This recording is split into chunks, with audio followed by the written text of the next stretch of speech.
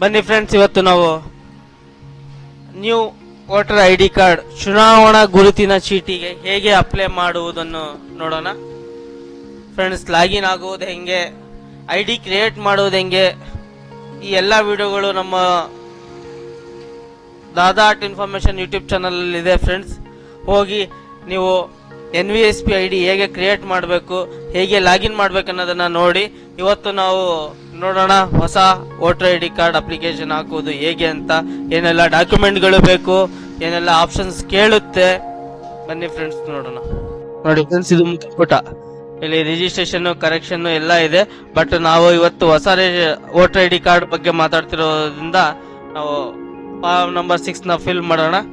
ನೋಡಿ ಫ್ರೆಂಡ್ಸ್, ಇಷ್ಟು ಆಪ್ಷನ್ಸ್ ಇದೆ, ABCDEFGHIJ ವರ್ಗು. ನೋಡಿ, ಸ್ಟೇಟ್ ಸೆಲೆಕ್ಟ್ ಮಾಡೋದು, personal details, relative details, contact details, Aadhaar details, gender, date of birth details, present details, disability ಅಂಗವಿಕಲತೆ ಏನಾದ್ರೂ ಇದ್ರೆ, ಫ್ಯಾಮಿಲಿ ಮೆಂಬರ್ ಡೀಟೇಲ್ಸ್, ಇದನ್ನೆಲ್ಲ ತುಂಬಾಕ್ ಫ್ರೆಂಡ್ಸ್. ಬನ್ನಿ ಫ್ರೆಂಡ್ಸ್ ನೋಡೋಣ ತುಂಬಿ. ನಾನು ಮೊದಲು ಕರ್ನಾಟಕ ಸ್ಟೇಟ್ ನ ಸೆಲೆಕ್ಟ್ ಮಾಡ್ತೀನಿ. ನಾನು ಫಾರ್ ಎಕ್ಸಾಂಪಲ್ ತೋರ್ಸಕ್ ನಿಮಗೆ ಒಂದು ದಾವಣಗೆರೆ ಜಿಲ್ಲೆನ ಸೆಲೆಕ್ಟ್ ಮಾಡಿದ್ದೀನಿ. ಒಂದು ಕಾನ್ಸ್ಟೆನ್ಸಿ, ಒಂದು ಯಾವ್ದಾದ್ರು ಒಂದು ದಾವಣಗೆರೆ ನಾರ್ತ್ ಸೌತ್ ತಗೊಂತ ಇದೀನಿ ಫ್ರೆಂಡ್ಸ್. ತಗೊಂಡಾದ್ಮೇಲೆ ಈ first step EA section, select state, district and constituency select ಮಾಡೋದು. ಇದು ನೋಡಿ ಫ್ರೆಂಡ್ಸ್, ಇದು ಮುಗೀತು.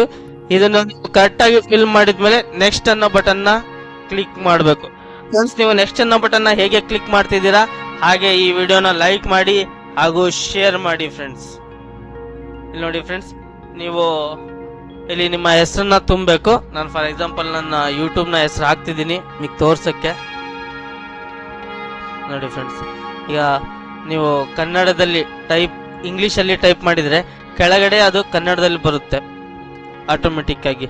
ಇಲ್ಲಿ ನೀವು ಹೊತ್ತು ಕೊಂಬು ದೀರ್ಘ ಕೊಡಬೇಕು. ಇದನ್ನು ತಪ್ಪಾಗಿದೆ, ಇದು ಎಡಿಟ್ ಮಾಡ್ಬೇಕಂದ್ರೆ ಪಕ್ಕದಲ್ಲಿ ಒಂದು ಕೀಬೋರ್ಡ್ ಆಪ್ಷನ್ಸ್ ಕೊಟ್ಟಿದ್ದಾರೆ ಫ್ರೆಂಡ್ಸ್. ಅದರ ಮೇಲೆ ನೀವು ಕ್ಲಿಕ್ ಮಾಡಿದ್ರೆ ಬರುತ್ತೆ. ಅದ್ರ ಮೇಲೆ ಕ್ಲಿಕ್ ಮಾಡಿದ್ಮೇಲೆ ಮತ್ತೆ ನೀವು ಅಕ್ಷರದ ಪಕ್ಕದಲ್ಲೇ ಕ್ಲಿಕ್ ಮಾಡಬೇಕು.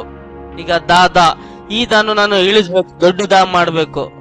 ನೋಡಿ, ಈ ದಾವತ್ ಕೊಟ್ರೆ ದಾದಾ ಆಯ್ತು. ನೋಡಿ ಫ್ರೆಂಡ್ಸ್, ಅಪ್ಲೋಡ್ ಫೋಟೋಗ್ರಾಫ್. ಫ್ರೆಂಡ್ಸ್, ನಿಮ್ಮ ಒಂದು ಫೋಟೋಗ್ರಾಫ್ ನ ನೀವು ಮಾಡ್ಬೇಕು. ಪಾಸ್ಪೋರ್ಟ್ ಸೈಜ್ ಫೋಟೋಗ್ರಾಫ್, ಅದು 4.5 x 3.5 ಸೆಂಟಿಮೀಟರ್ ಇರಬೇಕು. ಕ್ಲಿಯರ್ ಆಗಿರ್ಬೇಕು ಫ್ರೆಂಡ್ಸ್. ಅದು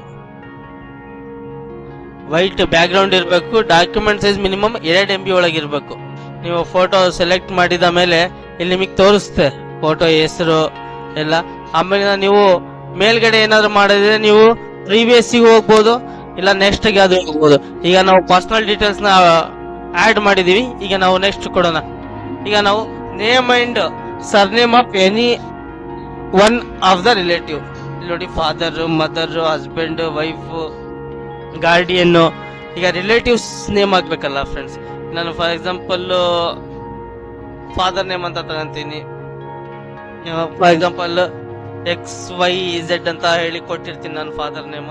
ಬಟ್ ಕನ್ನಡದಲ್ಲೂ XYZ ಬಂದಿದೆ ಫ್ರೆಂಡ್ಸ್. ನೋಡಿ, XYZ. ನೋಡಿ ಫ್ರೆಂಡ್ಸ್, ಈಗ ಫಾದರ್ ಡೀಟೇಲ್ಸ್ ಮುಗೀತು. ನೋಡಿ, name and surname any one of the relatives. ಈಗ ನಾನು ನೆಕ್ಸ್ಟ್ ಕೊಡ್ತೀನಿ. ಇಲ್ಲಿ ನಿಮ್ಮ ಮೊಬೈಲ್ ನಂಬರ್ ಹಾಕ್ಬೇಕು ಫ್ರೆಂಡ್ಸ್. ಇಲ್ಲ ನಿಮ್ಮ ಹತ್ರ ಮೊಬೈಲ್ ಇಲ್ಲ ಅಂದ್ರೆ ನಿಮ್ಮ ರಿಲೇಟಿವ್ಸ್ ಮೊಬೈಲ್ ನಂಬರ್ ನ ಹಾಕ್ಬೇಕು. ಬಟ್ ಕಂಪಲ್ಸರಿ ಒಂದು ಮೊಬೈಲ್ ನಂಬರ್ ನ ಹಾಕ್ಲೇಬೇಕು. ನೋಡಿ ಫ್ರೆಂಡ್ಸ್, ನೀವು ಹಾಕಿರೋ ಮೊಬೈಲ್ ನಂಬರ್ಗೆ OTP ಬರುತ್ತೆ. ಅದನ್ನ ಎಂಟರ್ OTP ರಿಸೀವ್ಡ್ ಆನ್ ಮೊಬೈಲ್ಗೆ ಇಲ್ಲಿ ಎಂಟ್ರಿ ಮಾಡಿ ವೆರಿಫೈ ಮಾಡಬೇಕು. ಅದಾದ ನಂತರ ಇಮೇಲ್ ID ನ ನೀವು ವೆರಿಫೈ ಮಾಡ್ಬೇಕು ಫ್ರೆಂಡ್ಸ್.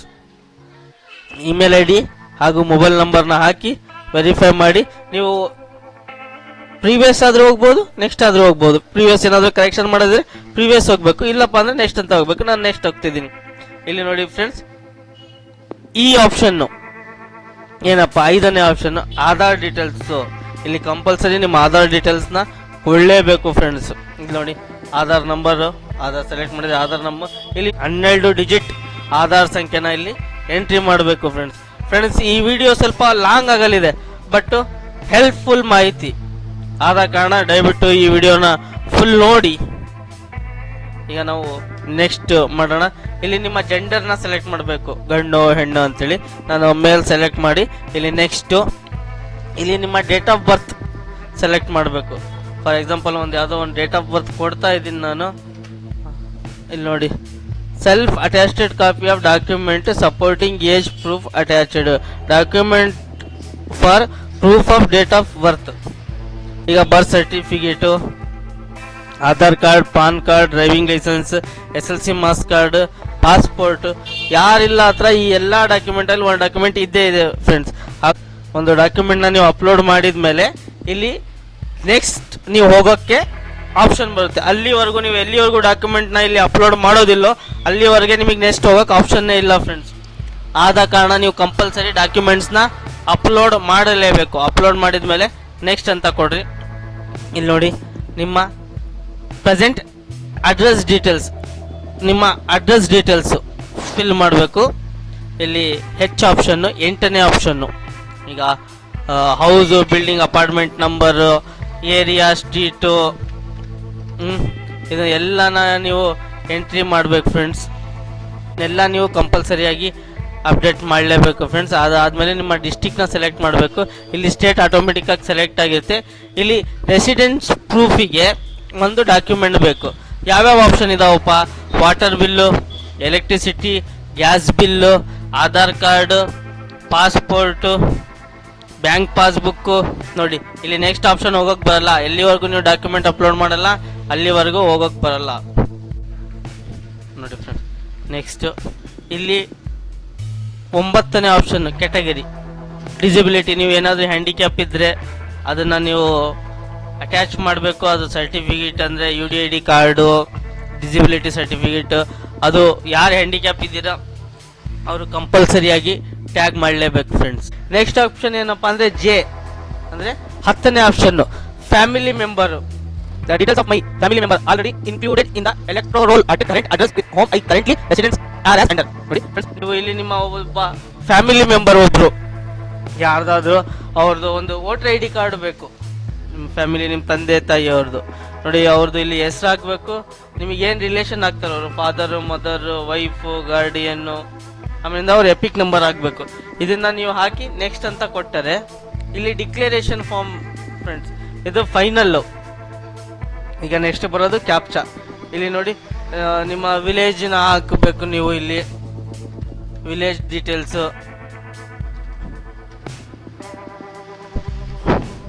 ನಿಮ್ಮ ಸ್ಟೇಟ್ನ ಸೆಲೆಕ್ಟ್ ಮಾಡಬೇಕು. ಇಲ್ಲೇ ಮತ್ತೆ ನಿಮ್ಮ ಡಿಸ್ಟಿಕ್ನ ಸೆಲೆಕ್ಟ್ ಮಾಡಬೇಕು. ಆಮೇಲಿಂದ ನೀವು ಯಾವಾಗಿಂದ ವಾಸವಾಗಿದ್ದೀರಾ, ಇಲ್ಲಿ ಆರ್ಡಿನರಿ ರೆಸಿಡೆನ್ಸ್, ಈ ಅಡ್ರೆಸ್ಸಲ್ಲಿ ಯಾವಾಗಿಂದ ವಾಸವಾಗಿದ್ದೀರಾ ಅನ್ನೋದನ್ನು ನೀವು ಸೆಲೆಕ್ಟ್ ಮಾಡಬೇಕು ಫ್ರೆಂಡ್ಸ್. ಆಮೇಲಿಂದ ಪ್ಲೇಸು,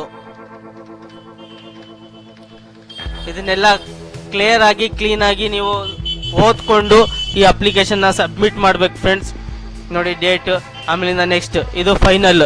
ಇಲ್ಲಿ ನೀವು ಕ್ಯಾಪ್ಚಾ ಹಾಕಬೇಕು, ಕ್ಯಾಪ್ಚಾ ಶೋ ಆಗುತ್ತೆ.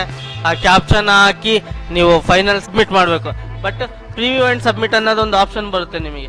ನೋಡಿ ಫ್ರೆಂಡ್ಸ್, ನೀವು ಸಬ್ಮಿಟ್ ಮಾಡೋಕ್ಕಿಂತ ಮುಂಚೆ ನಿಮಗೆ ಪ್ರಿವ್ಯೂ ಆ್ಯಂಡ್ ಸಬ್ಮಿಟ್ ಅನ್ನೋದೊಂದು ಆಪ್ಷನ್ ಬರುತ್ತೆ. ನೀವು ಏನೇನು ಡಾಟಾ ಸಬ್ಮಿಟ್ ಮಾಡಿದ್ದೀರಾ ಅದನ್ನು ನೀವು ಕ್ಲೀನಾಗಿ ನೋಡ್ಕೋಬೋದು ಫ್ರೆಂಡ್ಸ್. ಇಲ್ಲಿ ಏನಾದರೂ ನಿಮಗೆ ಹೆಚ್ಚು ಕಮ್ಮಿ ಕಂಡರೆ ನೀವು ಮತ್ತೆ ಇದನ್ನು ಎಡಿಟ್ ಮಾಡ್ಬೋದು ಸಬ್ಮಿಟ್ ಮಾಡೋಕ್ಕಿಂತ ಮುಂಚೆ. ಬಟ್ ನೀವು ಇಲ್ಲಿ ಪ್ರಿವ್ಯೂ ಸಬ್ಮಿಟಲ್ಲಿ ಪ್ರಿವ್ಯೂ ಹತ್ರ ಹೋಗಿ ನೋಡಿ, ನೀವು ಸಬ್ಮಿಟಲ್ಲಿ ಕೊಟ್ಟರೆ ಒಂದು ಸಲ ಅದು ಸಬ್ಮಿಟ್ ಆಗುತ್ತೆ, ಮತ್ತೆ ಎಡಿಟ್ ಮಾಡೋಕ್ಕೆ ಆಪ್ಷನ್ ಇಲ್ಲ. ಅದಕ್ಕೆ ಕೇರ್ಫುಲ್ಲಾಗಿ ಅಪ್ಲಿಕೇಶನ್ನ ಹಾಕಿ ಹಾಗೂ ಈ ವಿಡಿಯೋನ ಲೈಕ್ ಮಾಡಿ ಹಾಗೂ ಶೇರ್ ಮಾಡಿ. Okay friends.